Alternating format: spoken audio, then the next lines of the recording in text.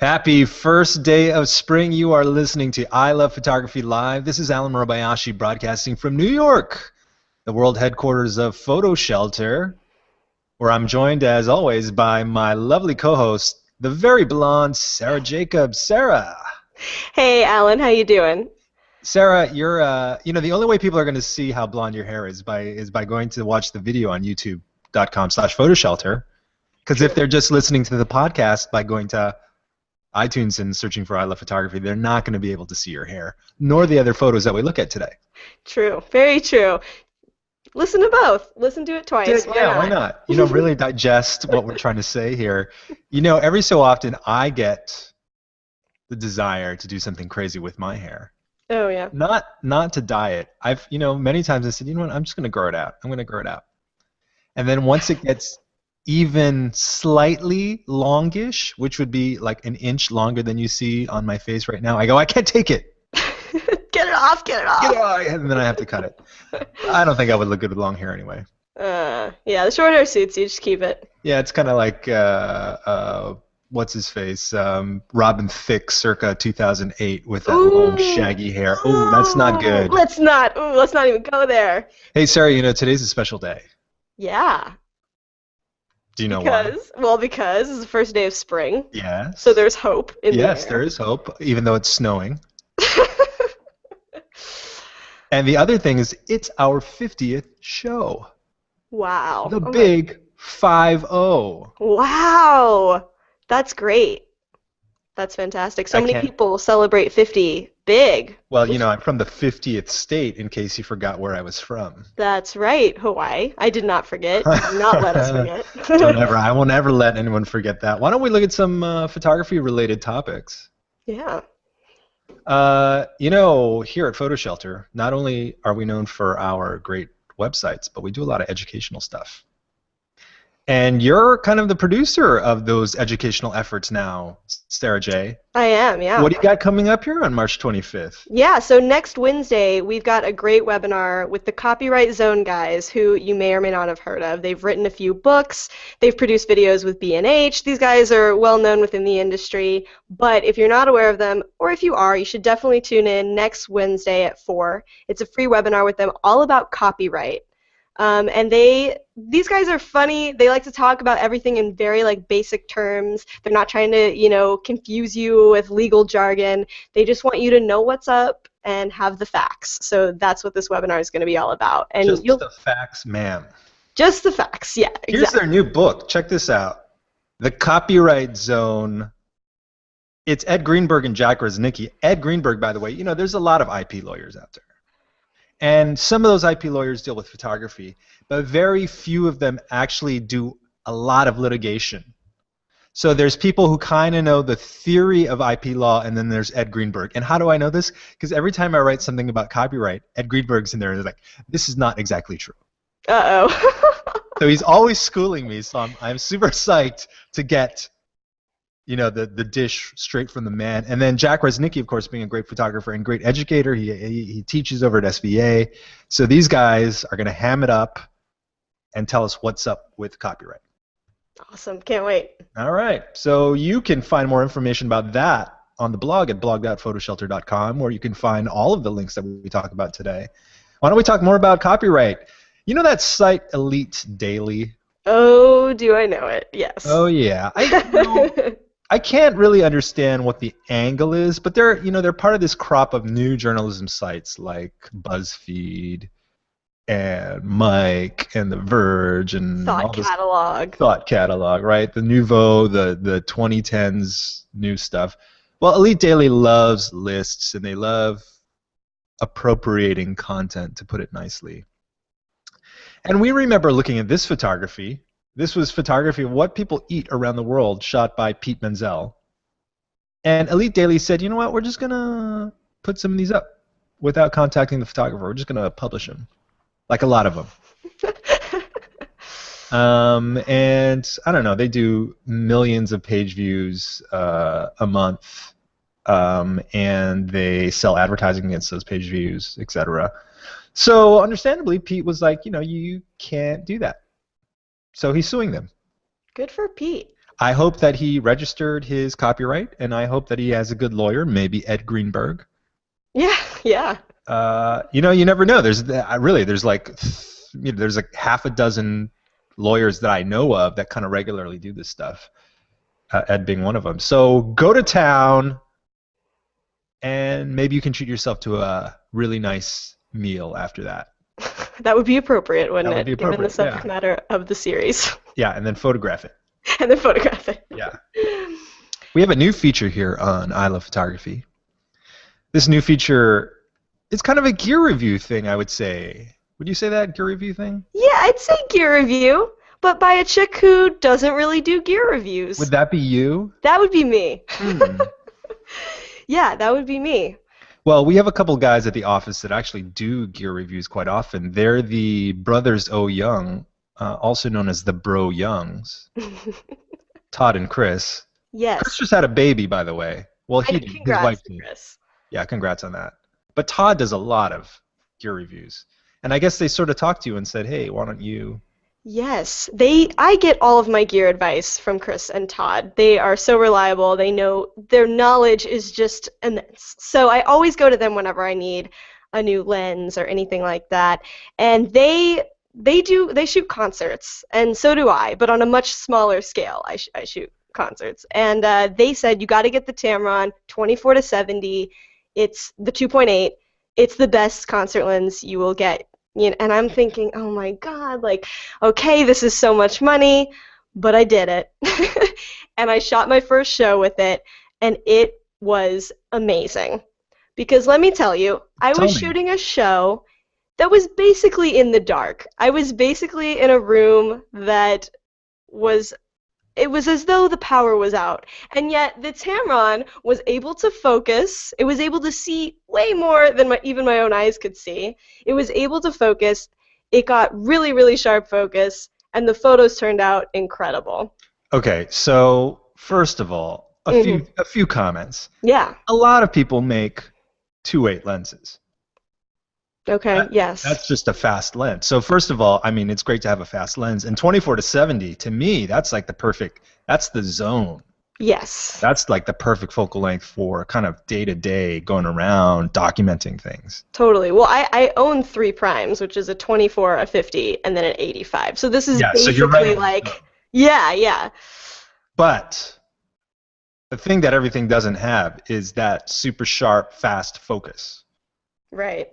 Yeah, this was able to, I mean, this moment right here that you're seeing, yeah. I mean, this lasted for literally 0.5 seconds, but the Tamron was able to just take it right when I needed it, which is amazing. I recall that we gave one of these babies away.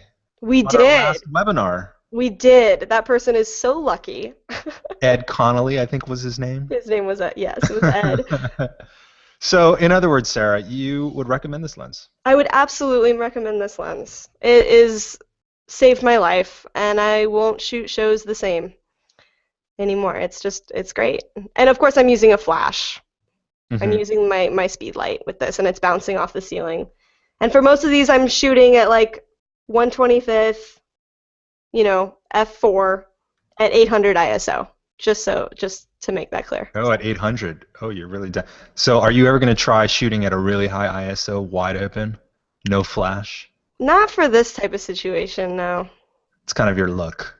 Yeah, I like that. That's like the sweet spot for me, the f4, especially when there's this much action going on in the background and foreground. Well, this gear review by a chick who doesn't normally do gear reviews is brought to you by Tamron. No, it's not. She's just talking about Tamron. All right. Well, congratulations on your new purchase. Thanks. Oh, so you got a 50 millimeter that you love from Sigma, and now you got the Tamron 24-70. Yeah, I'm an off-brand chick. I don't. That's cool, man. That's what I've been saying is like the quality of these third-party products has really skyrocketed. Yes, absolutely. So all right, okay. So apparently there was kind of a massive solar magnetic storm this past week, which allowed people as far south as DC to be able to see the northern lights, aka Aurora Borealis. And here was a photographer who is part of NASA Goddard Space Flight Center. This, looking at on this little screen here doesn't do it justice. Let me explain this photo to you for those who are listening to the podcast. You've seen Aurora Borealis photos before. This looks like the hand of God shooting rays out of it from quite a distance away. Now, a couple years ago, I went to Iceland to go see Aurora Borealis. We had, I don't know, there's like a scale from 1 to 5, as I recall, of intensity, and when we were there, it was like a 3. So you can see something with your visible eye, but it's not as brilliant as you're used to seeing on the photos, but it's still stunning. It's mesmerizing, and you can't imagine what, Icelanders 1,000 years ago were even thinking. They were probably freaked out when they saw this stuff. But this photo, you have to check it out. It's on Flickr, the NASA Goddard Space Flight Center feed. Look at it large. It is mind-blowing. Yeah, because I've seen a lot of photos, of the Aurora lights, but it's never like this. This really is like shooting rays towards the lens. It's really beautiful. And you know what? I saw Time magazine had their best photos of the Northern Lights from this past week, and I looked at them last night because I said, oh, maybe I'll link to those too, and they weren't that good. Oh, well, we're only going to showcase the best. Well, that's what I'm saying. It's not that they were bad photos. They just didn't have the brilliance compared to this. This is the best photo of the Aurora Borealis I've seen from the past week. That's all. Well, hats off to this guy. Hey, Kickstarter, we talk about a lot because a lot of book projects and other fun photo things have been produced as a result of Kickstarter efforts. And it looks like they are in Brooklyn talking to artists and photographers. Yeah, this month has been themed fine art and photography, so they've been having a lot of panel talks throughout the month.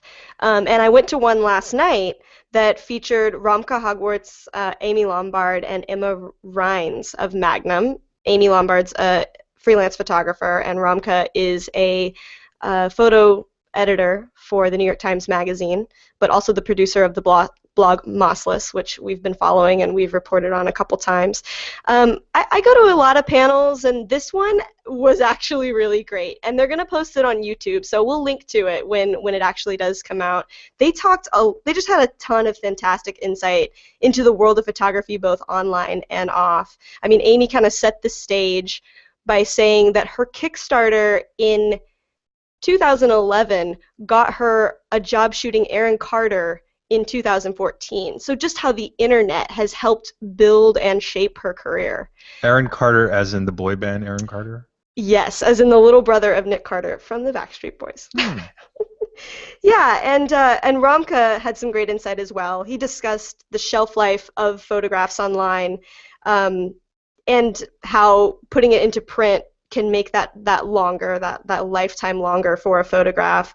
And also really promoted the fact that early adopters of different social apps, they're the ones who are going to own it, which we've heard over and over again about from people who have a ton of followers on Instagram, and they're just early adopters. So he was like, just keep your eye out and your ears open for these new type of apps and platforms to be on, and just be on them from the beginning. There's just so many. I know, it's like, which do you pick?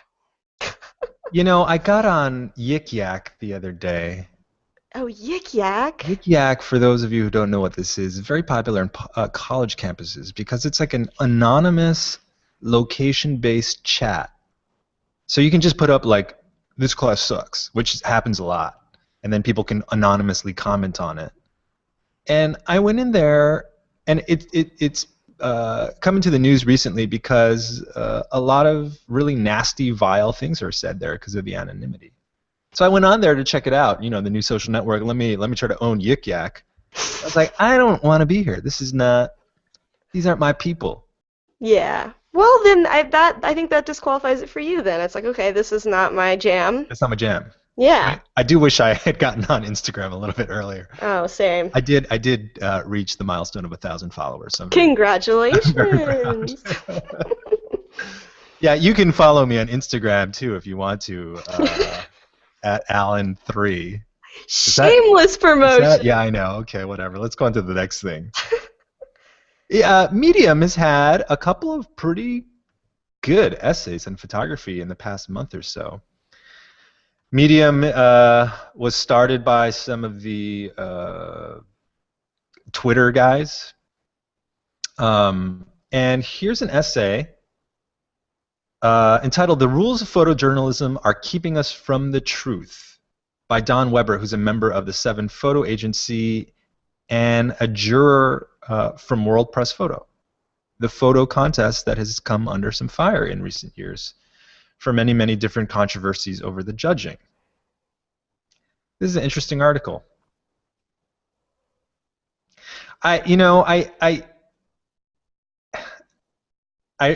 We talk a lot about photojournalism, and we talk a lot about the evolution that it's undergone, both from an aesthetic standpoint and then also kind of the truth and truthiness of photojournalism. It's almost a disservice to try to condense what Donald's saying, because he's obviously like a long-time photographer who's seen a lot of stuff. But I guess if I was going to summarize the thesis, it's that he thinks it's crap that people confuse the role of journalism, aka to tell stories, and the stories from the viewpoint of the photographer, with the aesthetic of photojournalism. Mm-hmm. Where people go in and they say, oh yeah, I shoot weddings in a photojournalistic style, or this is my style, I shoot photojournalistically, but have none of the training and none of the self-scrutiny that makes it real photojournalism. Mm-hmm. And so people have sort of appropriated the look, but not really appropriated the entire thing. So some of that gets lost. It's a lot of information to sort of work through and digest, but I think I have 2 reactions to it. It's super valid. It's really resonant with me because it reminds me of a lot of thoughts that I've had about photojournalism. But on the other hand, I also feel that I don't know that the essay is going to make a difference, in the same way that any thought that I have or anything that I've ever written has not necessarily made a difference for the industry as a whole, because people are tone deaf to this stuff nowadays. They're like, okay, whatever. Mm-hmm. And they still just, editors want to see a beautiful image, and they want to put a beautiful image on the cover of their newspapers. Whereas and people want to be seduced by the beautiful image, mm-hmm. right? Even if the image is a little bit too perfect. Mm-hmm. Yeah, and he talks a lot about, I mean, he says any individual image is deceptive because there's no peripheral vision. But the peripheral vision, what's happening outside of the frame, is what is actually very important, is the context of what you're photographing. And yeah, he's totally right. Yeah, but those photos that are a little bit wider, yeah, and telling a little bit more, aren't quite as aesthetically pleasing. That's right. Yeah. There's a set of viral images going around of historic worldwide landmarks, and from angles you haven't seen them from before. So I remember us looking at those. Yeah. There's an overhead shot of the pyramids in Egypt, and usually you see these pyramids and you think, wow, these things are in the middle of the desert. And this overhead shot shows you how close Cairo is, like literally yards, hundreds of yards from the pyramids, just massive urban sprawl right next to the pyramids. Wow. And all you had to do was turn 90 degrees to see all this stuff, or get an aerial shot to see it. And every photo I've seen of the pyramids in textbooks, history textbooks, online, I mean, I didn't know that. Yeah. Yeah. So absolutely right. Things lie. And it reminded me of another thing when I went to Cambodia, and I went to some of their temples and whatnot, and same thing. You see like Tomb Raider, and you see these beautiful temples. What you don't see are literally the 1,000 to 2,000 tourists standing waiting for the sunrise. Everybody's roped off on one side shooting the temple. It's nutty. Medium, yeah, good stuff coming up on Medium. We've been showing a lot of astrophotography. I don't know why, but I don't know. There's something like peaceful about it. Yeah. Maybe I'm getting into the landscape stuff. Maybe that Peter Lick stuff is kind of rubbing off on me. Oh no! Oh no, it's not. Oh my God. Well, here's a photo by Greg Boratyn. Greg was trying to shoot the Milky Way, and So he has a long exposure, and during the time that he's doing this long exposure, I'm going to guess it was about 30 seconds, because that's what I was taught at the Rich Clarkson workshop this past year. During that time, the moon came out, and the moon illuminated the mountains, and also during that time, some clouds were hanging out very close to the horizon. And the result was something that looks like the wallpaper on the next version of the Macintosh operating system. Yes, absolutely. In fact, you know what, Apple, go ahead and license this from Greg. This would be a great. I'd put this on my notebook and my desktop. Absolutely. I know. I might make this my desktop background. You can't steal that photo. Oh, sorry, sorry. Yeah, I mean, it would be homage. It would be homage if you actually did that. But it looks almost fake. Yeah, it does. But it is gorgeous, and especially as New Yorkers, like, what do we know about moonlight? Like, nothing. So we're like, we're like, oh my gosh, this beautiful moonlight on these mountains. I mean, it's incredible. I clicked on some of these links here to see some of his other photos. That's not what I wanted. I think if I click on his name, and I was looking at the other photos, which are all fantastic, but that shot was by far the best. Yeah, and that's what he talks about, is just that opportunity moment when you've prepared for the shot that you want, but then something special just happens to happen right when you're there. That's when you get the good shot. Yeah. Greg, you're the man. Sell that to Sarah for a background. I better yet, sell it to Apple so that we can all have it. Yes, we can. Yeah. Computer. Exactly. Time Lightbox has a very moving essay on the photographer Ian Willms.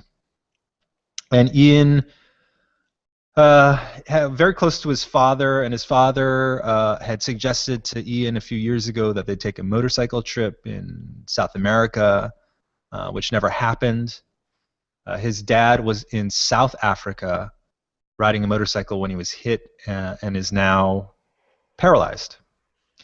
And so Ian flew out there to South Africa to be with him, and then took him back to, was it Ireland or Germany? Yeah, Germany. Took him back to Germany and stayed with him for months to help him rehabilitate.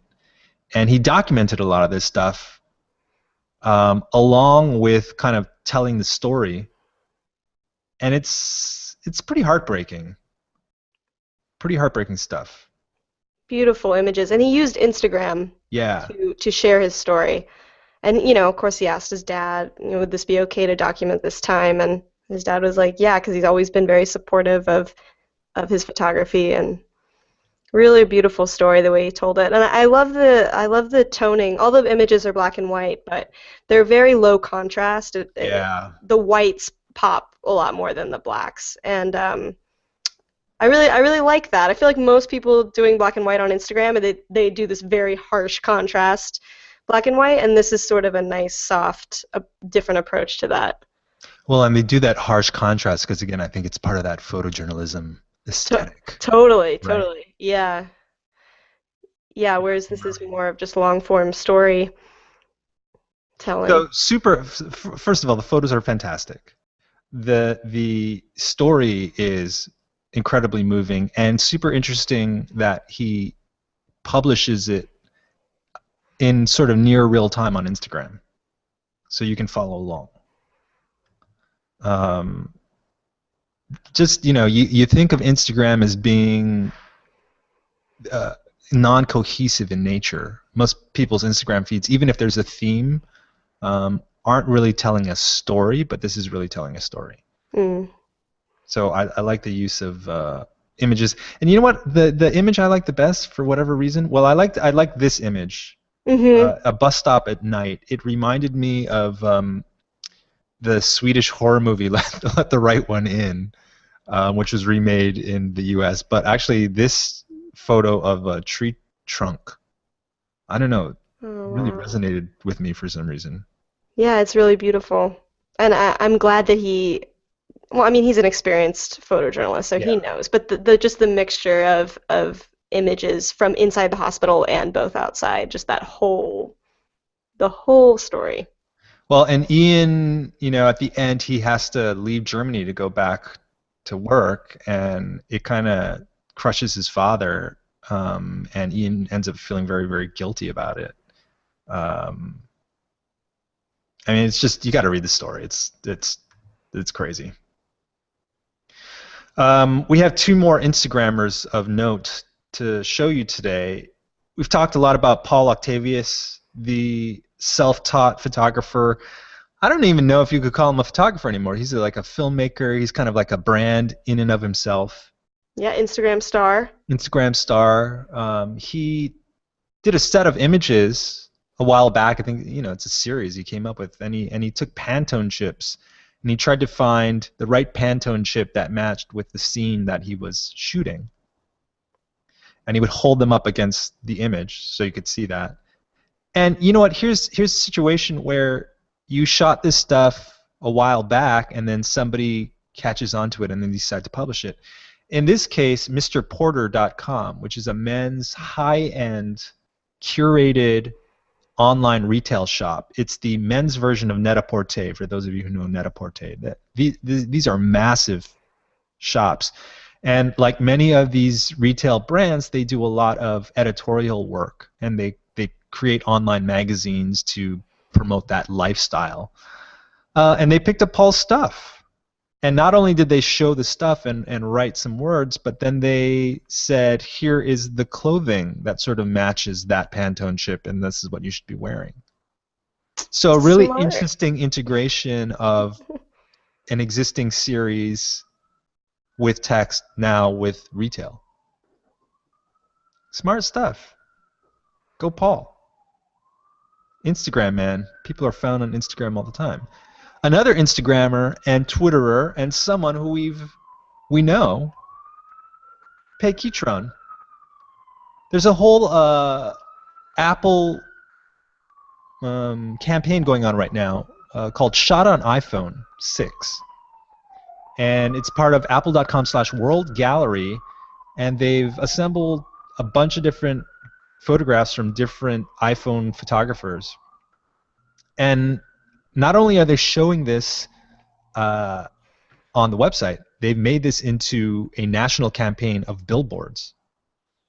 So here's Pei's photo, which is lovely, and it's on about 6 different billboards here in New York City. And I've seen one. There's one just a few blocks from my house, and she had tweeted out. She said, "Hey, can everyone take photos of the billboards around the country?"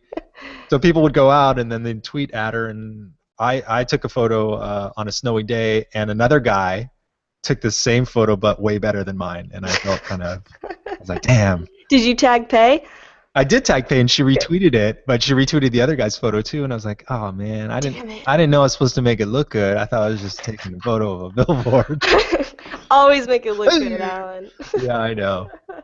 Well, congratulations to Pei and all the other photographers. The only thing I couldn't figure out is why they only used first name, last initial, and didn't actually link to these people. Oh, I wondered that too. I thought, oh, maybe Pei is just going by Pei K now. But no, like everybody. Everyone.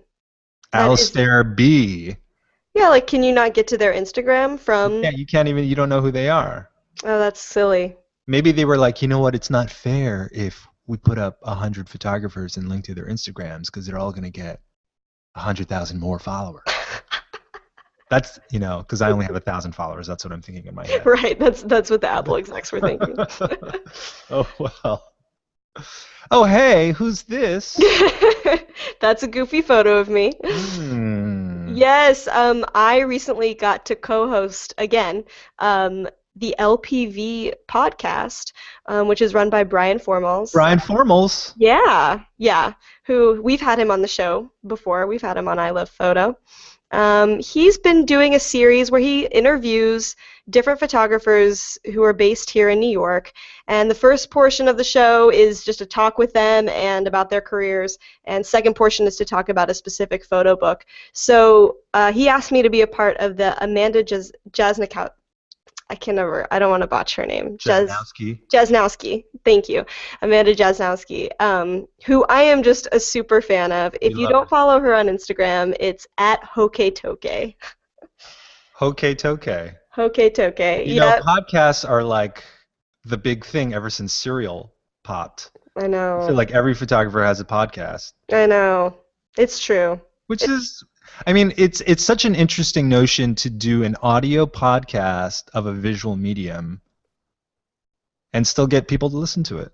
yeah. I mean, maybe it's sort of peaceful in your car listening to Sarah J's voice. I'm sure. We always like to end on a fun note. I don't know. I found these photos and I had some real hesitations about putting them in there because they weren't so fun to me. They kind of made me uncomfortable.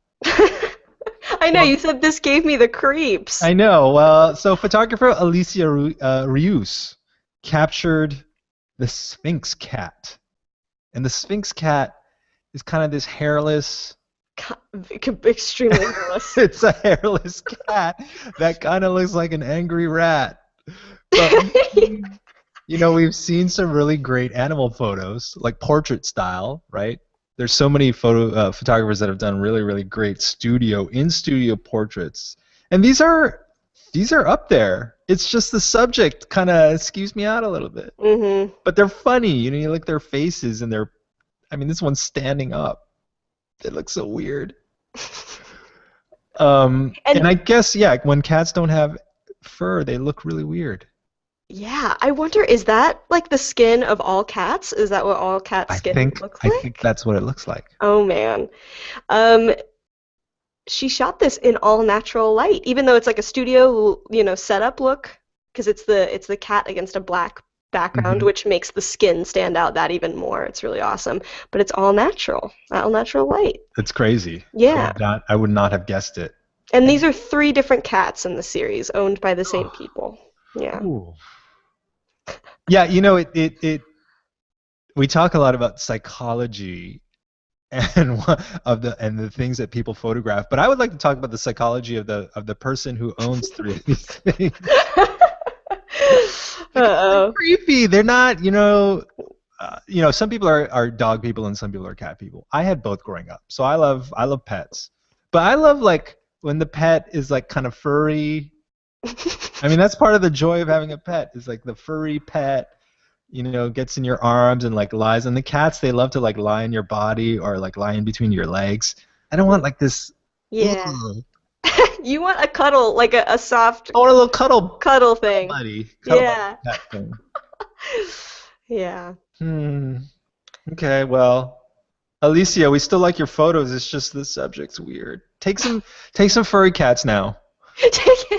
They don't have to be like, I don't want like super furry, just like normal cat. Take some normal cat photos. You need to balance out your portfolio with some hair. Yeah, totally. Well. Maybe she can go to one of the cat cafes that are really popping up all over the place.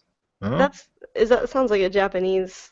Well, it started in Japan, and when I was in Kyoto a few years ago, I went to a cat cafe because I wanted to check it out. And I decided my photo thing in there was going to be selfies with cats. Most viral thing ever. Total. For my photography, it was pretty viral. I think I got, like 5 comments on it. Rachel at the office, who loves cats, really liked the photos. Good. And that was all I needed. Well, they're predicting 3 to 6 inches in the city today, and it feels about 30 degrees right now. That's the real field temperature. But they said tomorrow it's going to go up to 52, so it'll all melt away, and then we'll be in spring. What are you worried about, girlie, with your blonde hair? I know, I'm ready for it. Yeah. All right, so that wraps up episode number 50 of I Love Photography. Here's to the next 50. So for Sarah Jacobs, this is Allen Murabayashi signing off. We'll see you next week. Bye-bye.